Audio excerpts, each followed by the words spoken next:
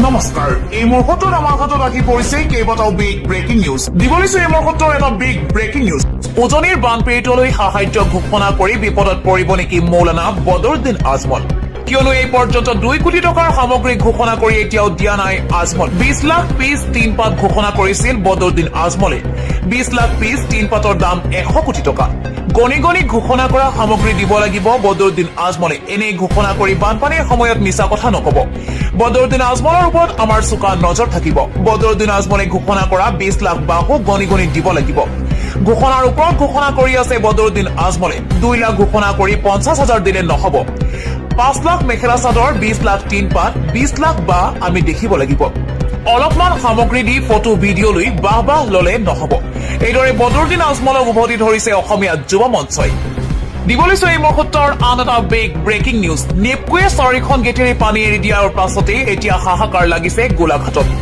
প্ৰতি ছেকেণ্ডত 2,23,000 লিটাৰ পানী এৰিছে নেপকুৱে গোলাঘাটত এফালৰ পৰা বুৰিছে ইখনৰ পিছত সিখনকৈ গাঁও দৈয়াঙৰ বানে এতিয়া জনমগ্ন কৰিছে বাসগৃহ বিস্তীৰ্ণ কৃষিভূমি বানত প্লাবিত সৰু পথাৰৰ আমগুৰি বসা পথাৰ বৰবালিৰ পৰা বৰবালিৰ টোপ সংযোগী পথেৰে যাতায়াত ব্যাহত ঘৰ দুৱাৰ এৰি বসা পথাৰ প্ৰাথমিক বিদ্যালয়ত আশ্ৰয় গ্ৰহণ কৰিছে বানাক্ৰান্তই সমান্তৰালকৈ বাঢ়িছে কাকডুঙা গেলাবিল ধনশিৰিৰ জলস্তৰ বানে উটুৱাই লৈ গ'ল কাছজানৰ সদাব্যস্ত এখন দলং নিশাৰ ভাগলৈ জলস্তৰ বৃদ্ধিৰ পূৰ্ণ সম্ভাৱনা আছে দিবলৈছো এই মুহূৰ্তৰ আন এটা বিগ ব্ৰেকিং নিউজ 2 ট্ৰাক সাহায্য সামগ্ৰী লৈ শিৱসাগৰত হাগ্ৰামা মহিলাৰী বানত ক্ষতিগ্ৰস্ত দুখনমান গাঁও পুনৰ নিৰ্মাণ কৰি দিয়াৰো প্ৰতিশ্ৰুতি হাগ্ৰামা মহিলাৰী বানাক্ৰান্তক সামগ্ৰীৰ লগতে আৰ্থিক সাহায্য প্ৰদান কৰিলে হাগ্ৰামা মহিলাৰীয়ে নাগালেণ্ডৰ কয়লা খনন বন্ধ কৰিবলৈ মুখ্যমন্ত্ৰীক দাবী বিপিএফৰ মুৰব্বী হাগ্ৰামা মহিলাৰীৰ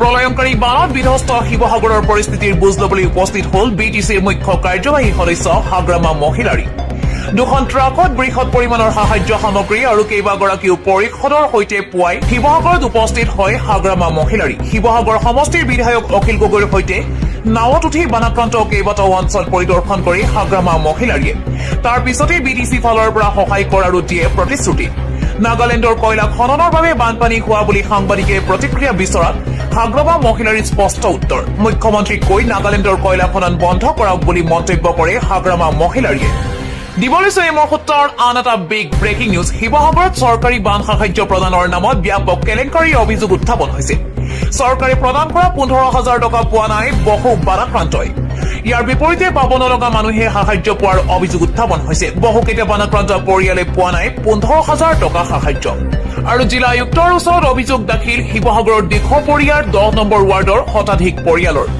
জিলা আয়ুক্ত উচিত ব্যৱস্থা ল'বলৈ দাবী বানাক্ৰান্ত পৰিয়ালৰ কোনকেইটা পৰিয়ালে সাহায্য পোৱা নাই কোনে পাইছে প্ৰতিটো তথ্যৰে অনুসন্ধান কৰিবলৈ মুখ্যমন্ত্ৰীক অনুৰোধ বানাক্ৰান্ত ৰাইজৰ দিবলৈছো এই মুহূৰ্তৰ আন এটা বিগ ব্ৰেকিং নিউজ দেশৰ কোটি কোটি সাধাৰণ মানুহে মূল্যবৃদ্ধি নিবনুৱা সমস্যা আৰু দৈনন্দিন জীৱনৰ ব্যয় বৃদ্ধিৰ সৈতে যুঁজ দি থকা সময়তে সংসদত প্ৰকাশ পোৱা এক তথ্যই নতুন বিতৰ্কৰ সৃষ্টি কৰিছে কেন্দ্ৰীয় চৰকাৰে জনোৱা অনুসৰি 2026 চনত এতিয়ালৈকে প্ৰধানমন্ত্ৰী নৰেন্দ্ৰ মোদীৰ বিদেশ ভ্ৰমণত ব্যয় হৈছে প্ৰায় 74 কোটি 58 লাখ টকা আনহাতে 2025 চনত 23খন দেশ ভ্ৰমণৰ বাবে ব্যয় হৈছিল প্ৰায় 187 কোটি টকা এই তথ্য প্ৰকাশ পোৱাৰ পাছতেই বিৰোধী শিবিৰে প্ৰশ্ন উত্থাপন কৰিছে যেতিয়া সাধাৰণ মানুহে মূল্যবৃদ্ধিৰ বোজা বহন কৰি আছে তেতিয়া ইমান বৃহৎ পৰিমাণৰ ৰাজহুৱা ধন বিদেশ ভ্ৰমণত ব্যয় কৰাটো কিমান যুক্তিসংগত চৰকাৰৰ অৱশ্যে দাবী এই বিদেশ ভ্ৰমণৰ ফলত ভাৰতলৈ 381.8 বিলিয়ন মাৰ্কিন ডলাৰৰ প্ৰত্যক্ষ বিদেশী বিনিয়োগ আহিছে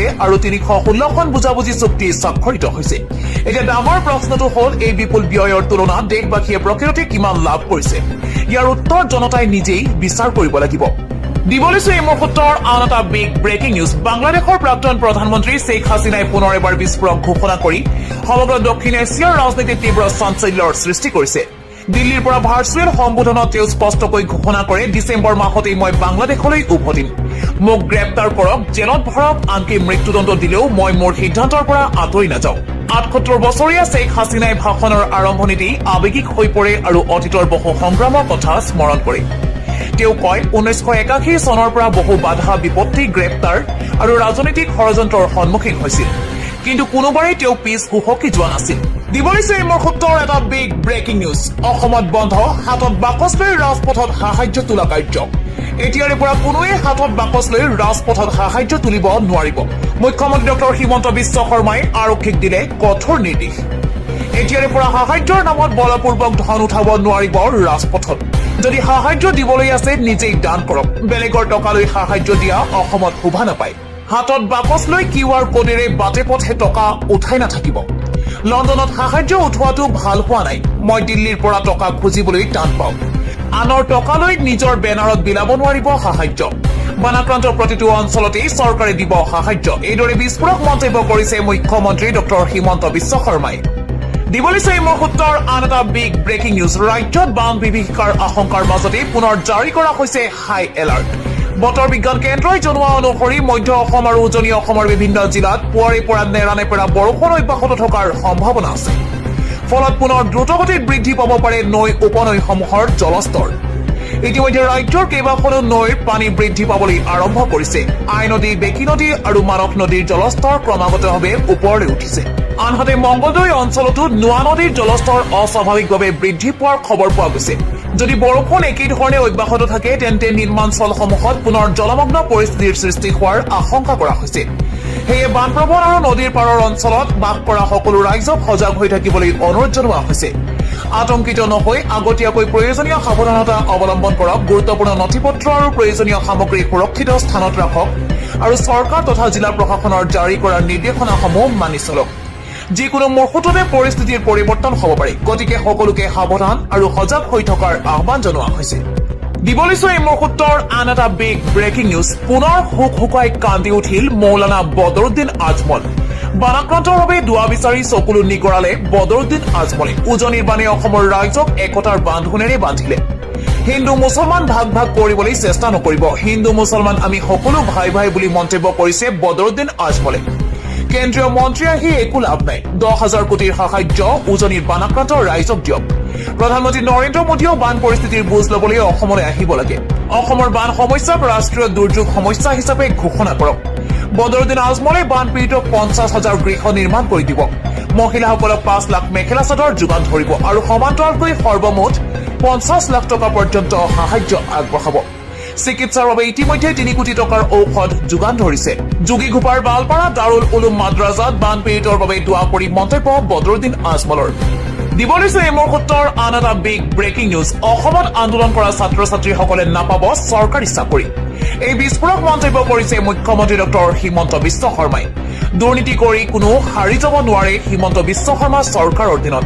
পঢ়াৰ বিকল্প একো নাই। আন্দোলন কৰি থকাসকলে নাপায় চৰকাৰী চাকৰি।